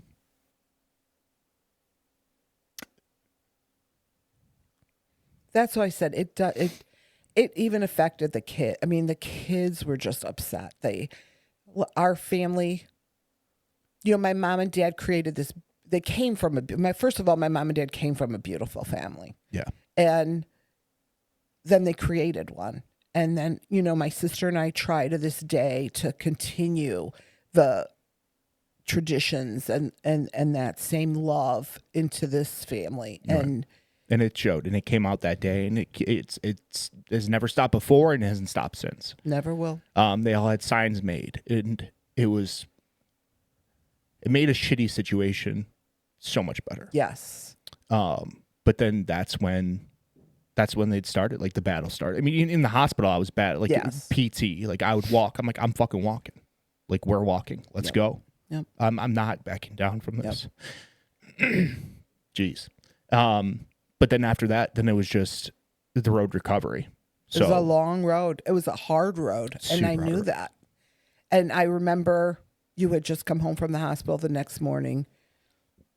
And I had brought some breakfast over, and you were on the back porch. And you just, the pain, to see somebody in that kind of pain and not be able to help them, it's just devastating. If you have never experienced nerve pain before, it's excruciating. It's one of the worst pains ever, and it just does not stop. Yep. And then it gets seared into your brain, and then your brain just like locks onto it. And then even when it starts to calm down, it still feels like it's the first day. Yeah. And I remember I was on all these narcotics. I was on gabapentin to help the pain, and nothing would help. Nothing would help. And I remember there was days like I would be in the basement and like I would try to take my mind off of it, and I'd be playing video games with Kellen and I would have to stop. I'm like, Kellen, I can't take it anymore. Yeah. I wanted to cut my fucking arm off. That's how Mom, I want to cut hurt. my arm off. I can't take the pain. But I refused to be the victim. I was not letting this piece of shit win. Yep. By any means. And I was going to make myself whole again. Yep. But you've always had that determination and resilience, and it's just part of who you are. It's just part of who you are. So then I battled, and then PT, like I would go to PT, I would go to OT, and I would not stop. I would go on walks. I would exercise my shoulder any chance I got. I was just doing lateral raises, front raises, anything I could do to build up that muscle. You were not going to let this get you down. You were not going to let this define you. It was daunting though, because for the first 3 months I was in a C-collar, and that was just fucking uncomfortable. And shout out to my wife. Like I couldn't even wipe my own ass. I couldn't even like literally lift up my own arm. Listen, I say when I got in-laws, I hit the jackpot. I mean, Alyssa, Carrie, Dan, I just, that girl never left your side. Carrie picked up, like with Rachel's kids, if we were at the hospital, even her mom watched them. Mm-hmm. I mean, Dan, I've never seen my son-in-law cry. I've been in the room with him when he had 2 babies. He never cried. Mm-hmm. The day you came down from the hospital for the parade and you came down in the elevator and he was standing there, he was sobbing. And I was like, holy shit. I've never seen him. See, Dan does love me. Love you, Danny. Yep. I mean, we're blessed. I mean, you're blessed to have the wife that you have, and I mean, she was not going to leave your side. And So how was the road to recovery, my road recovery from your perspective?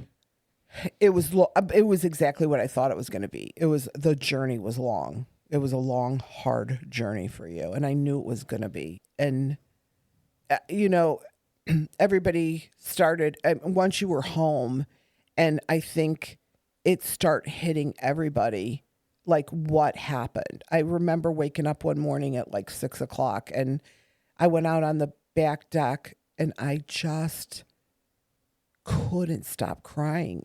I was out of that fight or flight, and reality had hit. Setting And in, right. and Nick said, Rachel, the same things that, afterwards it finally hit us that Right. So that's the thing too. It's like everyone, like, yes, PTSD it's rampant in law enforcement, but you don't also understand is that these experiences affect people's families too. well, then like the day you got shot, I had an 82-year-old mother at home. Right. I couldn't get to her because I couldn't leave you. We couldn't get a hold of anybody. I told Brant, please, you can't put this on the news until I can get somebody to Talk to your get mom. to my mom, because I could see her drinking her cup of coffee and saying, oh, Dominic Thielman got shot at Romeoville, and she would just lose it. Mm-hmm. And I couldn't get to her. So, you're trying to take care of all these people, and how are you going to Right. So fix it all? road recovery from your perspectives, you were on the back porch and you just started crying. I mean, once everything settles down, because you have to be in that performance mode. And this is kind of like whoever's in law enforcement, first responders, military, nurses, ER, whatever, there's a certain level you switch into, Yep. right? And it's game time. Like there's no time for emotions. There's no time for feelings. Right. We have to act. Like Right. there's more important things right now than checking in with yourself. Yeah. And once everything settles down, I'm fine, I'm home, it's safe. Now that's when things start to settle down. Your adrenaline drops. You Right. start to slowly slip back into, Yeah. calmness, and then that's when everything starts to hit. Yep. And it hit hard. It hit hard. It was just like, and then you, as a mom, you want to fix it. And you would keep saying this, I'm broken. You can't fix me. And I would say, you're not broken. I will never let you be broken. You're going to get through this. It's going to be okay. And it was hard. And I mean, I know even when we went for your surgery, when you went for your nerve transfer, and Daddy and I went with you, and we left early in the morning, because like 3 o'clock in the morning to get there. And it was a PTS. I mean, we were back in the car. It was PTSD, I mean, and Alyssa said the same thing. She's like, oh, Mom, I kept thinking, oh my God, we're right back where we were started, again. Yeah. I mean, it was a long time. Yeah. So I had surgery in November 1st, I think it was. And my recovery at that point in time was slow. There was zero I maybe progressed a little bit. But I mean, the people don't nerves, realize you had to literally lift your arm I couldn't lift it. to move it. You couldn't move it on your own. It was not moving. With the first few months, but then with PT Yes. at Shirley Ryan in Silver Cross in New Lenox, that guy, shout out, fucking phenomenal. I think his name was Ed. He was able to get me some range of motion back, but my strength was not there. So then I saw the nerve doctor who had told me, Dr. Coe out of Northwestern, phenomenal surgeon. Rock star. He gave me the game plan, like what was going to transpire. And he's like, we're going to take like a nerve from your tricep. We're going to take a nerve from your leg. We're going to take a nerve from your forearm, and we're going to take a nerve from your lat, and we're going to rebuild your brachial plexus. And I had a fucking conniption, because when you take the nerve from a muscle, the muscle atrophies and dies. It doesn't come back. It's done. So that was just going through my fucking head, and I'm already couldn't use my right arm. So I'm like, now you're going to take away more muscle out of my body, my whole right side. I'm going to look like Frankenstein. Right. And that just played on my psyche over and over and over again. Until I had a conversation with him. I'm like, Dr. Coe, I'm like, you can't take all these things from me. I'm like, I'm going to look fucked up. I'm not going to be able to move my arm. Like, what's going on here? Yeah.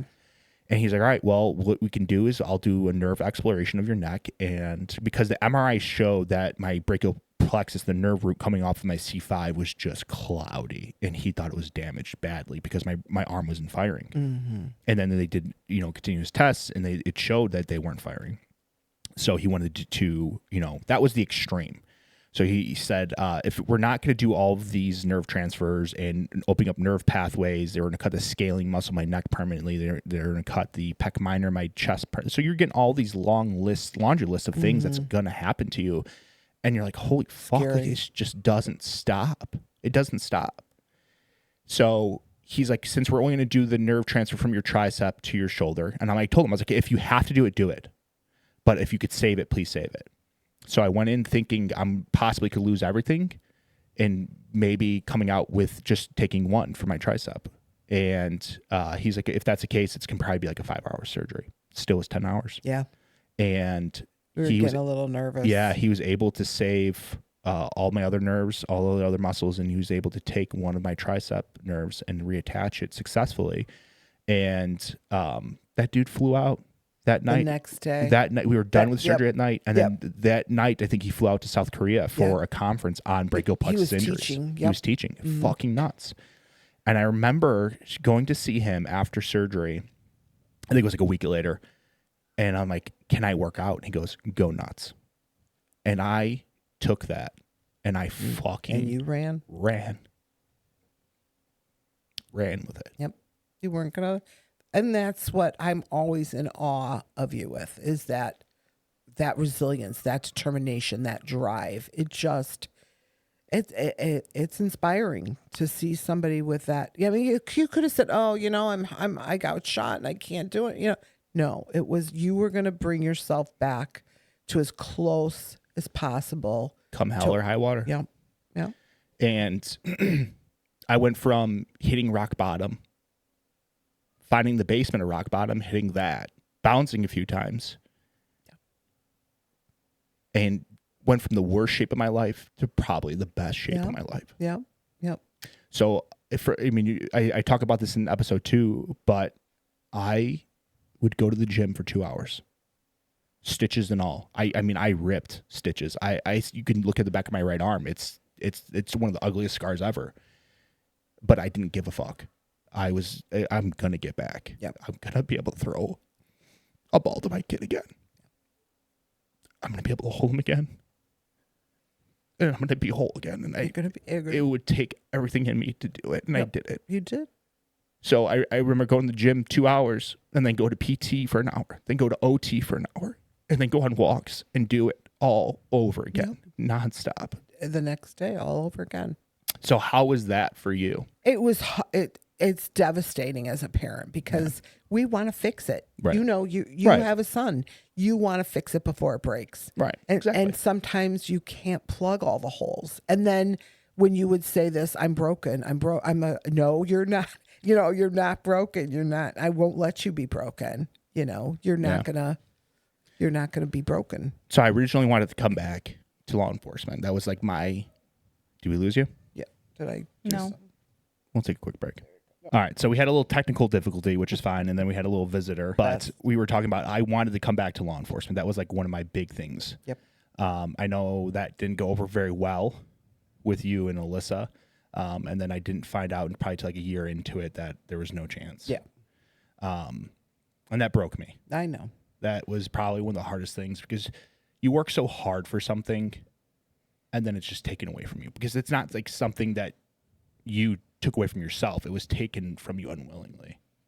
And that's something I still probably battle to this day. And it's one of the things that probably, you go from, being able to make money for your family. And that's how I was raised. Like, always provide for your family from Papa, from my dad, from Uncle Rand, like everyone. You had a great role models. Fantastic. And still to this day. Yep. So it broke me. And now it's probably one of the things I battle most because I don't know where my life is going to go. I have some things that I'm working on with the podcast, with physical fitness, all that stuff. But I'm not able to do the same things I could do. Right. Now I'm restricted and being able to provide for my family anymore, I'm on my medical pension, but that doesn't pay your lifestyle that you had developed beforehand. Correct. Right. So it's eye-opening. But for you, I want to ask is, how were you feeling when I wanted to push to go back to law enforcement? And then I'll ask a second question after that. So I'll let you answer that first. I don't think it's something that I could have ever went through again to watch. I mean, you're so good at it, Dom. That was your niche. You love to help people and you loved what you did. So I understood that, but you're here. And it was hard. Like that first sometimes it was creepy. It was Thanksgiving and I would just stare at you across the room and look at you because I knew that chair could be empty. Right. When I know that there was somebody up there that was with you because there's no way that you should be here. Yeah. And I knew that chair could be empty. And I knew I could never go through that again. Yeah. And or Alyssa or Luca. And Luca needs you. You're right. And you have to think of him first because Right. Well, I think he's also a big reason why I'm still alive. Yeah.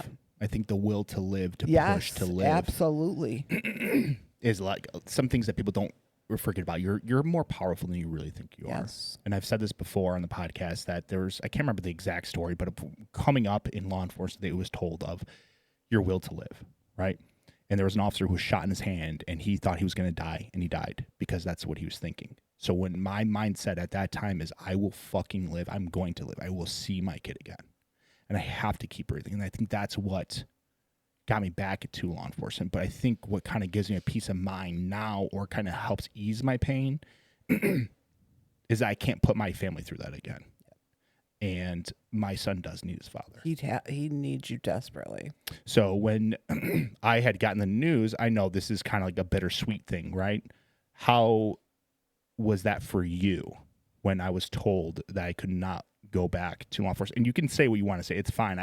Everyone knows from others' perspective. I know. You know, I always am from that. I have to protect you. You can't cross Wolf Road. Which is a road, not a major.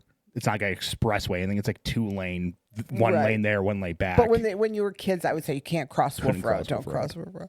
So it's just I felt bad that you couldn't go back to what you love. But I know you're going to find your niche. You're going to find your niche in this life. For sure. And as long as you're here, it's all going to be okay. And that's all that matters. Right. I can get through anything as long as you guys are here. If And you're I say not this, here, I don't want to be here. Right. And I say this time and time again. God's not going to put anything in your path or put you through anything that you cannot handle. And that goes for me. That goes for my family. That goes for everybody. Right. Just because you're feeling low, just because you're struggling in your day in, day out, guess what? And I promise you this, it will pass. This will pass. You're being taught something. Yes. What are you being taught? Right? Anything bad in life that happens to you, good comes of it. Right. It made our family stronger. Yes. It's changed my mentality on life. It's brought me back to life in a sense. Yeah. And you don't know how fucked up, and Begwitz and I talk about this all the time. You don't know how fucked up this career field is until you're out of it. Yeah. And what the toll you take, your family takes, Yeah. everyone around you takes, and suffering. Yep. You have to get right in your head. You do. See a therapist. Yeah. There's no shame in it. Find someone you trust. Absolutely. But you said something about, and I want to talk about and bring up, you brought up someone had been protecting me that day. So my cousin Allie, who was on the show with Linnea's episode, she cuts hair. And there's a woman, Katie, that comes in, and she's a medium. And she would come up to my cousin all the time and be like, hey, your grandpa wants to talk to you. Your grandpa wants to talk to you. So we called her one day, you, me, Sissy, and Alyssa, and we went to Sissy's house, and we had gotten a reading. Yeah. Well, this reading lasted like 3, 4, 5 hours. And we asked her, was I alone that day? Do you remember what she said? She said no. She said that Papa was with you. He never left your side, which I might have called him there. Right? You called in the bathroom. Ed called him in the bathroom. And your best friend, Ben, who died a few years ago. And he said he ran after the guy. She Yes. said, Which now I want to say, so we're going to have Garcia on here in a week or two, and he's going to tell his story. but I'm going to give a little snippet of what it is. I remember him telling me that he felt me the whole time. Yes. Behind him. Yes. And he never turned his head. Something was keeping him from turning his head. Mm-hmm. But he felt like a force behind him. Yes. And then when we talked to Katie, that gave me chills. Yes. Because she said, "Why do you think you're alive?" She said, "Your grandfather came to you to make sure you were good, to protect you. And then your buddy Ben went after him." Yeah. And I think to this day, and I know it in my heart that it was Ben that was pushing Garcia. Yeah. Because Garcia's like, "I'm going to get this motherfucker." Yeah. He's like, "I got my boy with me. This dude's done." Yeah. And he said when he turned around and I wasn't there, Yeah. it hit him. Yeah. Because his radio got turned off. His radio got turned off. And So we'll talk he about didn't that know. later. Yeah. He didn't know. It's tough. It's tough. God has a plan for you. And he had to maybe take you down to build you back up. I know I had, after you were shot, I had a hard time. And I would go to church and I would light candles and I would cry because I asked God to save my son. And he couldn't save his own son. Right. So I had a really bad internal battle. Like, who am I to ask? Someone for who that? sacrificed his own son for the greater of humanity. Right. But yet I had the audacity to ask him to save mine. But And we all as have a to keep mother, yeah. I would have taken the bullet. And we all have to keep in mind, you guys, that we all have an expiration date. And we don't know when that day is. You don't know. I thought mine was supposed to be punched 2.5 years ago, but it's not. There's more You to my have life more that to has do. to be done. Yep. And when it's your time, it's your time. Right. Fuck, there was something else I wanted to bring up and now I'm blinking. It'll come back to me. So for you that don't know, one of my best friends, Ben, had passed away in 2019. He had taken his own life. I had put prayer cards. I carry prayer cards at my vest. Where my trauma plate is over my heart. And it's my grandfather, Papa, and it's Ben. And I remember a day or two before, I think it was the day before I had gotten shot. It was on the 23rd. I had gotten a new vest because my vest expired. And I remember taking a picture. And I remember putting those prayer cards in my plate carrier. And that's, day 2 later, I get shot. Well, it was May 24th was when we, everything kicked off and then it rolled into midnight to May 25th. That's Ben's birthday. I know. So there's just like a lot of weird, Yes. Yeah. weird surroundings. coincidences, right? Mm-hmm. Yeah. So let's transition into I medicaled out. It was like a weight off my chest, right? Because then I put my life on hold for 2 years. Right. And that's difficult. Yeah. Because you're in limbo. And I feel like I was wasting like prime years of my life. Right. So when that day finally came, it was like a weight lifted off my shoulder. And then this is kind of like how everything tried to transpire into the podcast starting. And what I went through, I know how it affected me physically and emotionally and mentally and how it affected my family. And I wanted to give back and I wanted to help people through those situations. And that's kind of how Beyond the Dispatches started. I remember calling Kerry because he was off on work and he was going through a difficult time. And that's how Beyond the Dispatch started. How do you feel about me starting the podcast? Oh, I think it's amazing. I think you're in it still. You're helping people. I have people. There's a girl that I went to high school with, and her son is a police officer in Indiana. Shout out Danny, because she's one of your biggest fans. We love you, too. Danny. and she, she'll say, "What a great job," or Yeah. I'll run into people and they'll say, "Hey, I listened to Dom's podcast and it was so good and it's so inspirational." And I think it's your niche, and Yeah. I mean we're coming up to a year here and it's still doing great. We're almost at So, 1,000 yeah. subs. That's great. Yeah. Yeah. Definitely So- growing. So it's The cool thing is it's like we get to have on because like I don't feel like my story's inspirational because it's just my day to day. It's just who I am, right? I find inspiration when I get to talk to people like Eric Leinhardt Right. or Lori Chapman about her brother and the pain. There's some great episodes. Yes. Really good. And I feel like a lot of these guys don't get enough credit. You know, we always see the news and how they portray law enforcement, and you got people out there, some people in my own family, Yeah. right, who are not a fan of law enforcement. Yeah. It's sad. And it breaks your heart. It's right? heartbreaking. It's heartbreaking that somebody can kiss your face and talk bad about you. I just it boggles my mind. Boggles your mind. And I feel like this platform is a good way of showing, you know, everyone what actually happens as a police officer, as a firefighter, as an ER nurse, as, you know, anyone in the military. Because you see, you know, everything after the news and how they try to spin it to the way they want to spin it to their political party and yada, yada, yada, yada, yada. But no one actually knows what exactly happens. Yep. And they don't know. And the pain that that person goes through day in, day out. Yep. Or So, if there's a video, you don't see what provoked it. You see the aftermath of it. Right. And then you're like, oh my gosh. right. Or Oh, that's people too will say, much. well, you know, you did this, but they didn't comply. If you'd have complied, you'd have Right. never escalated to this. Here's the thing. Crazy. I'm never going to say that all cops are good cops No, because there's you've said that 100%. before. There's bad cops out there. But guess what? There's bad There's people. bad everything out Yeah. there, you guys. There's bad doctors out there. There was a IVF doctor that was impregnating women with their sperm. Like, Yeah, there's crazy out there, but right. but for the majority of the majority of them are great guys Great that guys. want to make a difference, that want to make it better. Right. Or make mistakes. Yep. Because no one's perfect. And everyone forgets that no one's perfect. Right.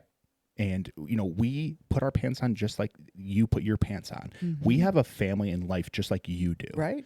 And we just do a different job. And then to go and to do what you do and then turn around and go home like Nothing happened. you know, one of the things are like there was somebody who overdosed and this was early on in your career, and they had a child, and you remember. held that child for your whole 12-hour shift. In the ER. That little baby didn't want to let them go. Yeah. Nobody tells that story. No. Or when I had an overdose and the one you were talking about, she abandoned her kids. She went down the street so she can have a little hookup session and left all of her like kids at home. And the youngest was like 6 months and the oldest was like 4 or something. And there was like 5 of them. And nobody would come and get the kids. Yeah. No one would come and get the kids. And another story I wanted to tell was Esteban Gallardo, the kid I went to the academy with, one of my buddies, great dude. Yep. We responded to an unresponsive woman, and she was in the middle of her hallway. And I walk in, and Esteban's giving her chest compressions because she's dead. And her, you know, child is watching. That's something that no one should ever have to see. No. I didn't ask to be in that situation. Yep. I chose this job to do those things. And she lived. Gallardo and I gave her chest compressions until the ambulance came, and she lived. But the trauma that she put on her kid, and it's just it sticks with you. But then to go home and say, "Oh, honey, how was your day?" Right. How do you do that? I mean, how do you transition from one Me? to the Are other? you asking me a question? Yeah. You have to shut it off. You have to, but I don't. You would tell me stories on your ride, and I couldn't let them go. The thing is, and and this is very common in this career field, is you just like I said earlier, like when you have to lock in, you have to lock in. But that's every day. Every day in law enforcement and firefighters and military, you have to lock in. Yeah. There's no other way, because if you don't, you're going to put yourself at risk, and you're going to put everyone else in that situation, your officers, anyone else, you know, suspects, victims, whatever, at risk as well. You have to be on your game. There's no taking time off. There's no like, oh, I'm going to check out this call, you guys handle it. Right? But the bad thing is you can control and throttle those things for a certain period of time, but eventually that's going to consume you. Yeah. And if you don't talk about it, you don't bring it up, eventually you're shutting off those scared, sad, heartbreaking moments. But guess what else? When you turn that off, you turn everything else off. Well, I mean, therapy has helped you, and I've said this Tremendously. You are night and day. But when I would come home after I never wanted to bring my experiences at work home to my family. Yeah. So when I was home, I was home. When I was at work, I was at work. I was a cop at work, and then I was a dad and a husband at home. Yeah. And I probably didn't do a fantastic job at it, but I did what I could. Yeah. Because it's hard to explain until you live that life. Yeah. Now, we'll take a quick break. All right. So one story you wanted to bring up was Donna Jan. And Donna Jan is a dispatcher and was a dispatcher for Romeoville when we had our in-house dispatchers. Phenomenal. Salt of the earth. Loved her guys. And then when we had transitioned from our in-house dispatch because some federal laws or Illinois laws were passed for funding, and they had to have like these dispatch centers. So she went to LLC in Will County. So she was not on that night. The gentleman that was handling my call was a rock star, great fucking dude. He called her and said, Donna, one of your guys had gotten shot.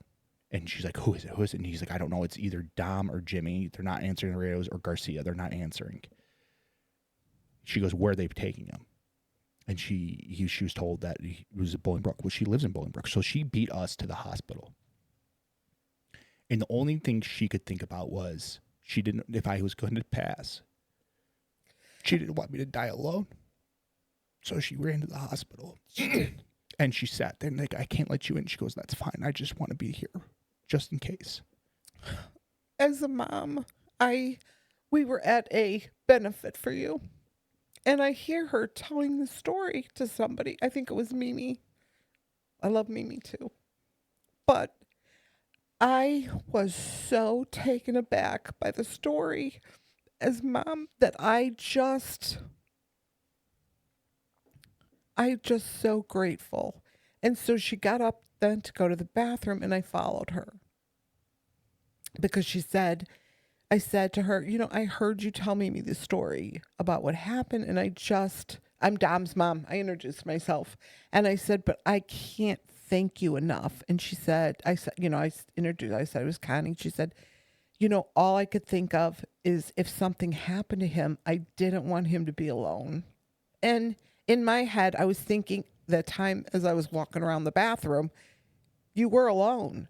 And it didn't occur to me, what was happening to you. Mm-hmm. And so she said, they wouldn't let me in. They asked me if I was a family member, and I said no. And they said, well, you have to stay out here. And she said, that's fine. I'll sit right outside the door. But I'm waiting for the helicopter, and I'm not leaving till the helicopter comes. And I cannot never tell you how grateful I was that you weren't alone, that she was with you. If I couldn't be there, Right. That she had that idea that I think she builds that relationship with those officers. Oh my God. And just as like it's one of the worst nightmares for a police officer to hear officer down, it's just as detrimental to dispatch. Yes. And yeah. you've heard it time and Yeah. time again when I believe it was Ella French was shot. Yes. And they were bringing her to the Yep. hospital. That guy was a rock star. Yeah. Yeah. He did a great and job. he was crying. Yep. And it takes a toll. It does. But there's some things that happened, and you're so grateful to that person. As a mom, I'm so grateful to Donna that she didn't leave your side, because if something would have happened, I would have never wanted you to be alone. Well, Jimmy and Swan are still there. Yeah. Checking out my junk as my pants are being cut off. Perverts.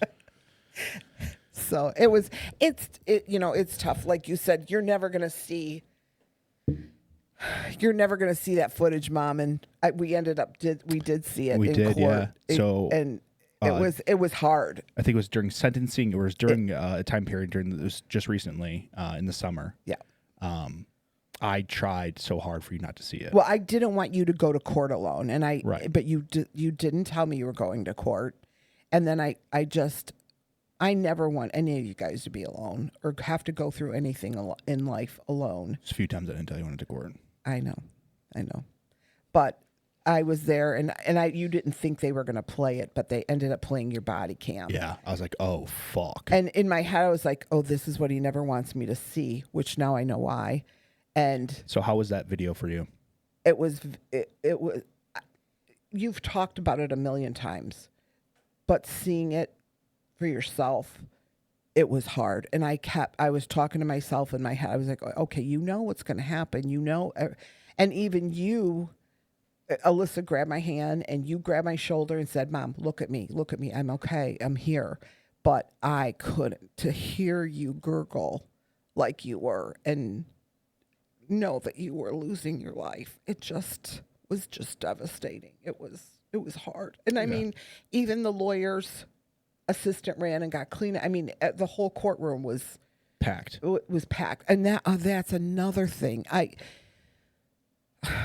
They never left you. They showed up for you every single time. I mean, it's so humbling Yeah. that these guys stood by your side. I mean, for all of this. And I mean, I can't tell you how Daddy and I were just so humbled by their presence that they never left you and stood with you, and you gave a great speech at court, and you know, our family was there, you know. Did you cry during that speech? I did. I remember. Pretty sure we all did. I remember I heard the and I was like, oh, that's my mom. I remember, I don't know if I've told this story on the podcast or not, but I'm gonna tell it again. But Jeff Warniak, my buddy in the gym, him and one of his detectives that were there, because he's friends with Garcia as well. The detective is, and he was sitting right behind him, the offender. Oh, okay. And he goes, I was just waiting for him to stand up. He was like, I was gonna grab that motherfucker. Well, I mean, the scary part is that they had, what are they called, Dom? The ninjas? The ninjas. Yeah. And I was like, I never saw so many people guard somebody. Mm-hmm. And then when they said, well, those are the ninjas, I'm like turtles? I mean, So in lockup, for you guys that don't know, there's like your regular correction officers, and then they have a specialty unit that handles like combatives or like very aggressive inmates, and they wear black. So we call them like the Ninja Turtles or the ninjas because they wear all black like pajamas as the ninjas Yeah. would. So, but I mean, this is stuff that we don't see, you know, every day. Right. So when you see it, you're like, oh my God, this is unbelievable. Right. It would have been the worst move if that dude did anything aggressive. I mean, there were so many cops in that room. Oh gosh. I But mean, you they would have had didn't to know. get to him before I did. Yeah. Well, listen, I think if you weren't here, it would have been real hard for me because Right. he wouldn't have needed prison. Mm-mm. No, I think, yeah, well, there's a lot to be said about that. I will refrain from saying anything. So, well, this was as emotional, probably more than I thought it was going to be. I was choked up pretty much the whole time, as you guys could see. One thing I want to say before we do head out, and I want to flip it to my mom real quick for something as well, but I just want to thank everyone involved. I couldn't have done it without any of you guys. And that goes police officers, anyone who, you know, was there for me, who, you know, everyone. You guys were all phenomenal. And I can't thank you enough or express it enough. But one thing I do want to say as well is that what breaks my heart or gets, you know, really gets me is not what happened to me. It's how I've affected my loved ones, my wife, my kid, my mom, my sister, all of you guys, my dad, my brother, my aunts. I can name for days. That's what really gets me. And I apologize for that. And I know I don't have to apologize It's for it. not your but, fault. It wasn't your fault, though. Right. But I also chose that career path, and I put you guys in that position. So I just want to thank you for always being there for me, always being a rock for me, always a shoulder to cry on, talk to. I love you with all my heart, and I wouldn't be the man I am today without you and everyone else involved. So I love you. Is there anything you want to say before? I just want to thank everybody who are brothers and sisters in blue who never left your side. My family who just, without them, we're nothing. Nick, who did a bang up job. Rachel, who's always my heart. And thanks for doing the podcast today. You're welcome. Next time, don't start me off with something so emotional. Sorry. But I always say this to you. I've said this to you your whole life. You make me proud every day. I appreciate that. I love you. I couldn't have done without you. Oh God. Well, we appreciate you guys tuning in to another episode of Beyond the Dispatch. It was a roller coaster, and I'm fucking exhausted. But we appreciate it. We appreciate you guys tuning in. Leave a comment in the comment section what you guys liked. Hit that like button, hit that subscribe button. It really helps out our algorithm. We have a lot more in store for you guys. 2026 is going to be a big year. I promise you that. I have my marathon coming up. I'm going to be documenting that as well. You guys can see that on my personal Instagram account and also on the Beyond the Dispatch account. But we appreciate you guys. I hope you guys had a wonderful Christmas with your family. I hope you guys had a wonderful New Year's with your family. And we have a lot more in store for you. So we'll check you guys on next time. Or Rachel, you want to say anything? No, I'm good. All right. Take it easy.